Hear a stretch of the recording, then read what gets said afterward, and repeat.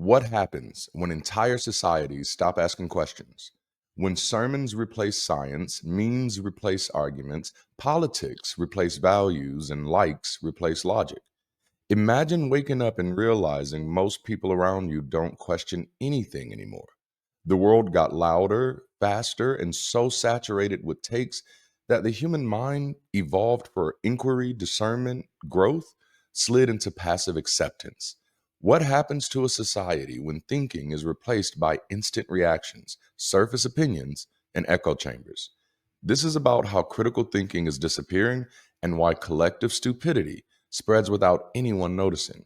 By the end, I want to hand you something simple but urgent, a way to reclaim your mind in a system designed to keep you comfortably numb. If conversations like this matter to you, subscribe, leave a like, and share your thoughts. Welcome to the place where curiosity finds clarity. If you're into that, stick around. The uncomfortable truth is that thinking is work, hard work. And right now, the environment rewards the opposite: speed, heat, and conformity. That didn't happen by accident. Algorithms learn what keeps you engaged and feed you more of it. Schools often prioritize recall over exploration. The result is conditioning away from thoughtfulness. Noam Chomsky warned decades ago about what he called the manufacturing of consent. When the powerful shape the flow of information, people aren't persuaded so much as conditioned, trained to agree without ever really understanding. That's what religion was for me. That's not education, that's management. Isaac Asimov saw the cultural side of the same problem. He said there is a cult of ignorance in the United States, and there always has been. A culture where questioning is suspect and certainty is rewarded no matter how thin the evidence. Put those two together, and you see the bind we're in. Consent is manufactured on one end, and then culture polices curiosity on the other. Critical thinking becomes friction. It slows outrage, it complicates debates, it dares to ask the one question today's environment can't stand: is this really true? And in a society obsessed with being right, even asking is treated as a threat. One of the biggest forces reshaping the human mind today isn't ignorance, it's overload. Neuroscientist Daniel Levitin estimates the average person now processes 5 times more information per day than we did just a few decades ago. Notifications, messages, breaking news, ads, opinions, every waking moment, something's demanding our attention. The brain didn't evolve for that kind of flood, so it does what any overwhelmed system does: it adapts. Under load, we don't think less because we're weak, we think less because we're human. The brain starts leaning on shortcuts. Psychologists call them heuristics, mental autopilot. Instead of weighing evidence, we rely on biases, on quick cues from the group, on whatever feels familiar.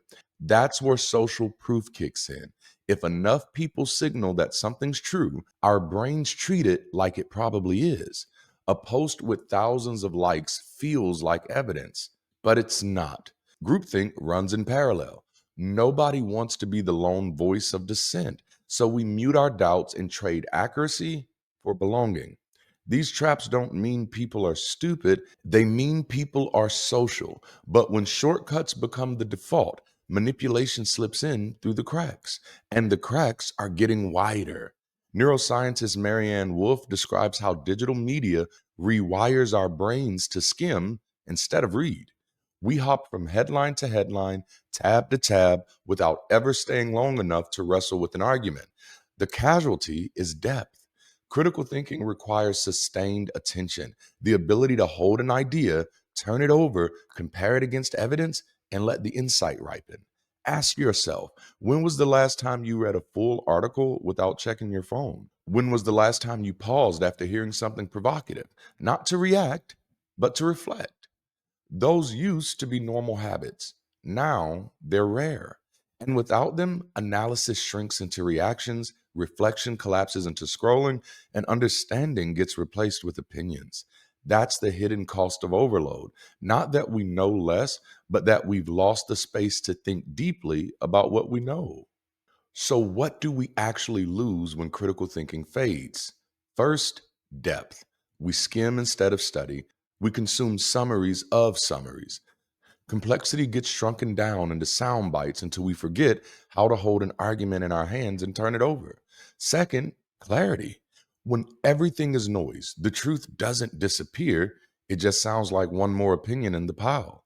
That fog you feel after doom scrolling isn't natural, it's engineered. And third, courage. Thinking for yourself is uncomfortable. It takes nerve to say, I don't know, in a culture that punishes hesitation and worships certainty.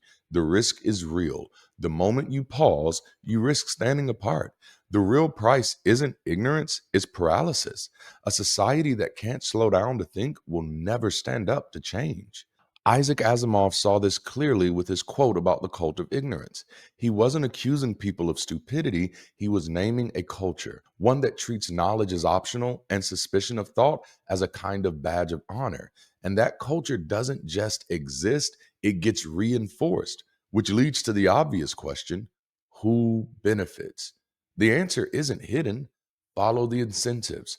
Platforms profit from engagement, not accuracy. Outrage performs, certainty spreads, correction costs money. Politicians gain from fast reactions, institutions gain from quiet obedience. None of this requires a conspiracy. It's not a villain in a dark room, it's a spreadsheet. Incentives drive the behavior, and those incentives get baked in early. John Taylor Gatto argued that the modern school system wasn't built to spark independence, and I agree. He says it was built for predictability. Obedience scales, curiosity disrupts. That lesson doesn't end at graduation. At work, in media, even in friendships, questioning the consensus carries a cost: labels, exclusions, lost opportunities. Eric Fromm called this the escape from freedom, the human temptation to trade responsibility for comfort. If you blame the crowd, you never have to examine your own mind. By the time we step into the digital platforms, the training is complete. Social media doesn't just host conversations, it scripts them. The feeds are engineered to keep you scrolling, reacting, and returning. They reward fast emotions, not slow reflections. Marshall McLuhan was right. The medium shapes the message, and today's mediums push us towards speed over depth, outrage over nuance, certainty over humility. In a world where virality beats accuracy, the truth doesn't disappear, it just loses the popularity contest. And that isn't an accident of culture, it's a design of choice. And here's where it gets even more dangerous. When truth becomes secondary to consensus, you end up with something philosophers once called the tyranny of the majority. It's not political tyranny, it's cognitive. When enough people repeat an idea, it starts to feel true no matter how flimsy the evidence. Tylenol, autism. The brain reads agreement as proof. The crowd becomes the compass even when it's pointing in the wrong direction. This is why viral takes often outpace verified facts, why confidence beats nuance, and why people would rather defend what everyone else is saying than risk the discomfort of being the outlier. The tyranny isn't enforced by force, it's enforced by fear: fear of exclusion, fear of standing alone. But history is clear. Every major step forward in science, in philosophy, in human rights came from someone willing to resist that consensus. Progress doesn't begin with agreement, it begins with the courage to say, I think differently. If collective stupidity spreads through shortcuts and certainty, how do we turn the ship? We start with questions, not the cheap ones that fit on a bumper sticker, the kind that slow you down and force clarity. What am I being told to believe? Who benefits if I do? What assumptions are holding this argument together? What would the strongest opposing case actually sound like? The antidote to groupthink isn't raw intelligence, it's courage. Courage to risk being wrong, to revise your stance, and to learn in public. That's harder than looking smart, but it's what thinking actually demands. Socrates understood this thousands of years ago when he said the only true wisdom is knowing you don't know. That wasn't self deprecation, it was discipline. In our world, certainty is worshiped, arrogance is confused for wisdom, and noise gets mistaken for insight. Everyone speaks, but very few listen. The irony? The people who think the most are often the quietest. They know depth grows in stillness, not in spectacle. But let's be clear, the forces pulling against critical thought aren't abstract, they're systemic, they're economic, political, even cultural. Companies profit when you can't stop scrolling. Politicians win when you're reactive. Institutions thrive when you don't question. The moment you reclaim your mind, the spell breaks. You become harder to market to, harder to divide, harder to control.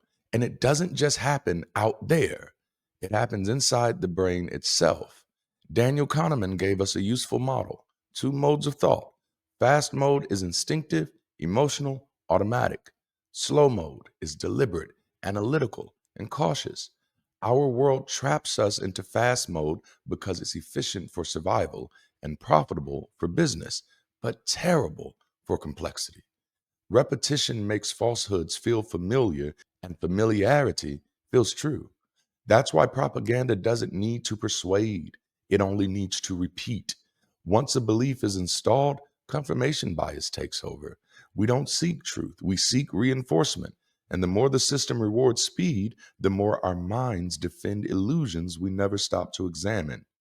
Groupthink isn't a problem of dumb crowds, it's a problem of smart ones. Irving Janis showed that even the most brilliant teams, stacked with talent and expertise, can make catastrophic choices when dissent is silenced. The danger isn't low IQ, it's the pressure to conform. Challenging the group feels unsafe. Going against consensus feels like betrayal. And let's be honest, it takes more than intelligence to resist that. It takes integrity. Progress has always come from the outliers, the ones willing to be uncomfortable, the ones willing to break the spell of agreement. But here's the paradox: even as we drown in information, more of us feel unmoored, anxious, lost. Why? Because we've outsourced our thinking.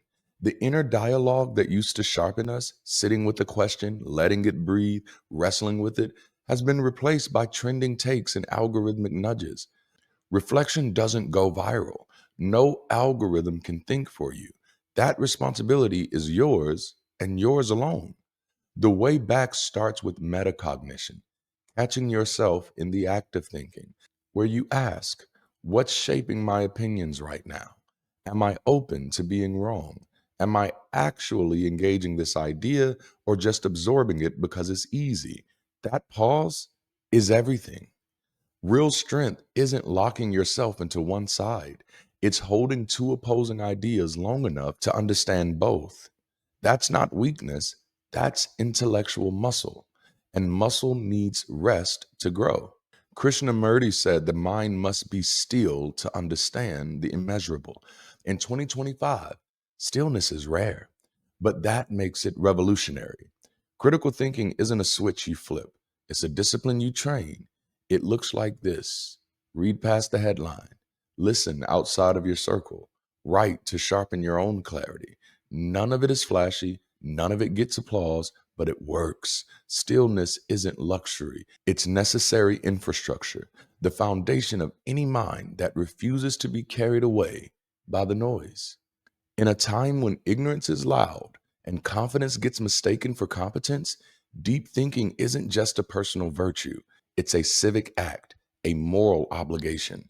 A society doesn't rise on the volume of its opinions, it rises on the quality of its thought, which means that choosing to think clearly isn't performance, it's public service. But here's the hardest part: critical thinking doesn't only threaten bad ideas, it threatens identity. Somewhere along the line, we fused who I am with what I think. Challenge the idea, and people hear it as an attack on the self. That's why arguments spiral into outrage and disagreements feel like betrayal. But here's the truth: you are not your positions. You're a human being with the full capacity to evolve and to grow. Detaching your worth from your current beliefs, that's where growth actually starts. And that's why critical thinking is more than a skill set. It's integrity. It's the choice to put truth above comfort, growth above certainty, freedom above approval. When you start thinking clearly, you see what's been hiding in plain sight. manipulation disguised as news, incentive structures dressed up as common sense, connection performed instead of lived. It's not always pretty, it's not always easy, but that's the doorway to real agency. Carl Jung once said people will do almost anything to avoid facing themselves.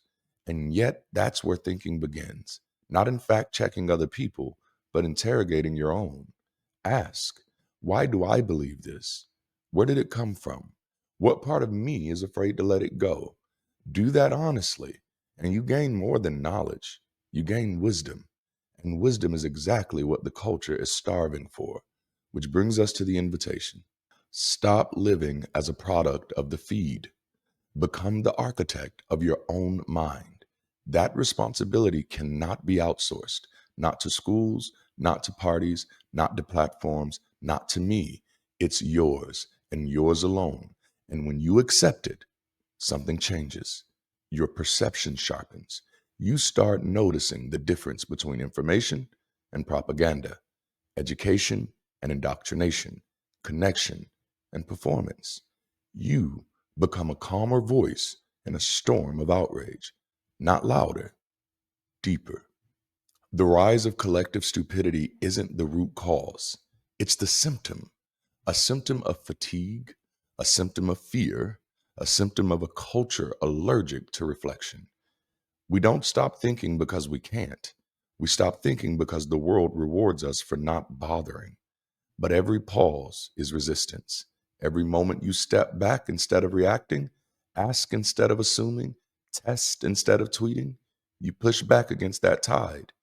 Those pauses don't feel dramatic. They don't trend, but they matter. They're what keep you from being swept up into someone else's script.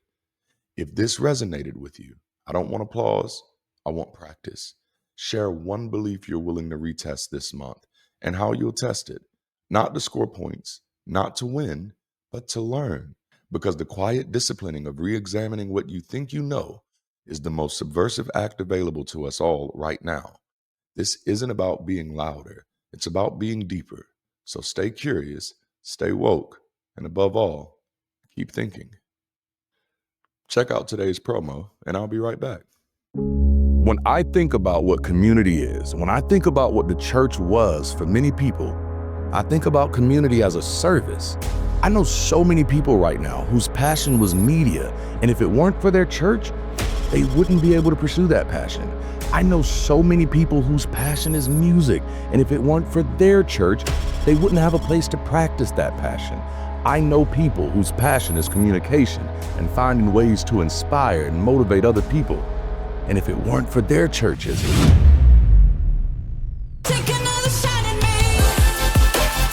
church shouldn't be the only place that meets those needs. It shouldn't be the only place that nurtures our gifts, platforms our voices, and empowers our living.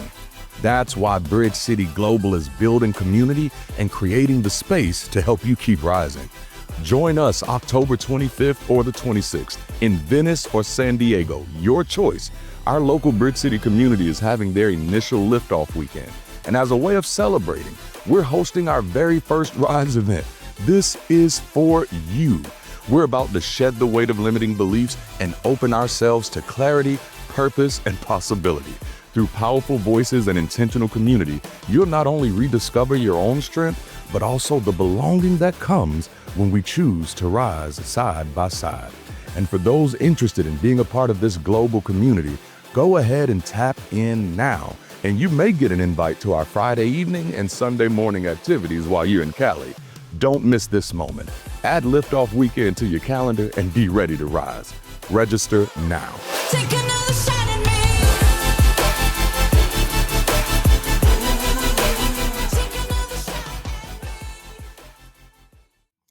Thank you for joining me today. Make sure to like and share this video. If you're not registered for Rise yet, hurry up as seating is limited. Also, if you're in the South, I'll be at Mississippi State University on October 16th, courtesy of the Secular Student Alliance, sharing my story, how I found my way out of the pulpit more than a decade ago, and how I'm now finding greater purpose in creating secular community. I'd love to meet you there. So if you're nearby, join us. Also, if you've tapped in for Bridge City Global, our time is at hand and it is so freaking exciting. Keep a close eye on your email because I'm going to be bringing you all together on one call soon. It's time for us to connect for real, and the work that our SoCal crew is doing is helping to make it possible. If you're not tapped in, now is definitely the time to get connected. The links are in the description. Now, if you want behind the scenes access, become a patron today. I am dropping all types of random stuff in there every chance I get, so don't miss out. That's all for now. Until next time, y'all, keep rising.